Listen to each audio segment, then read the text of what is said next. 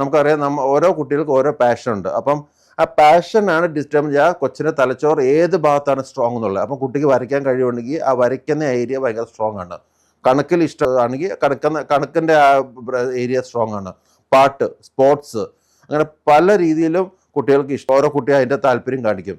അപ്പം കൊച്ചിൻ്റെ ഏത് ആണോ പാഷൻ അവിടെ പഠിത്തത്തിനൊപ്പം തന്നെ പാഷനും പെർസീവ് ചെയ്യണം. അപ്പം പാഷൻ ഇങ്ങനെ ഏകദേശം ഒരു 2 മണിക്കൂർ 1-2 മണിക്കൂർ പഠിച്ചു കഴിഞ്ഞാൽ കൊച്ചിന് പാഷൻ വരയ്ക്കാൻ ഇഷ്ടമാണെങ്കിൽ വരയ്ക്കാൻ അനുവദിക്കുക, അല്ലെങ്കിൽ പാട്ടൊക്കെ ഇഷ്ടമാണെങ്കിൽ അത് ചെയ്യുക, ഇൻസ്ട്രുമെൻറ്റ്സ് റീഡ് ചെയ്യാൻ ഇഷ്ടമാണെങ്കിൽ അത് ചെയ്യിപ്പിക്കുക. അങ്ങനെ ചെയ്യുമ്പോൾ സംഭവിക്കുന്നതെന്ന് വെച്ച് കഴിഞ്ഞാൽ തലച്ചോറിൻ്റെ ന്യൂറോൺസ് പെട്ടെന്ന് കണക്ഷൻ ഡെവലപ്പ് ചെയ്യും. അപ്പോൾ പാഷൻ്റെയോടൊപ്പം തന്നെ അത് പഠിക്കാനുള്ള മികവും അത് കൂടെ തന്നെ ഇമ്പ്രൂവ് ചെയ്യും. അപ്പം ഒരിക്കൽ പല പേരൻസും പടി എന്ന് പറഞ്ഞ് വേറെ ഒരു പാഷനും പെർസീവ് ചെയ്യാൻ സമ്മതിക്കത്തില്ല. അത് തെറ്റാണ്.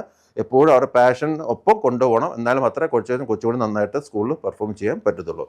പല രീതിയിലുള്ള നിമോണിക്സ് ഉണ്ട്. നിമോണിക്സ് എന്ന് വെച്ചാൽ ഓർക്ക് വെക്കാനുള്ള ഓരോ ടെക്നിക്സ്.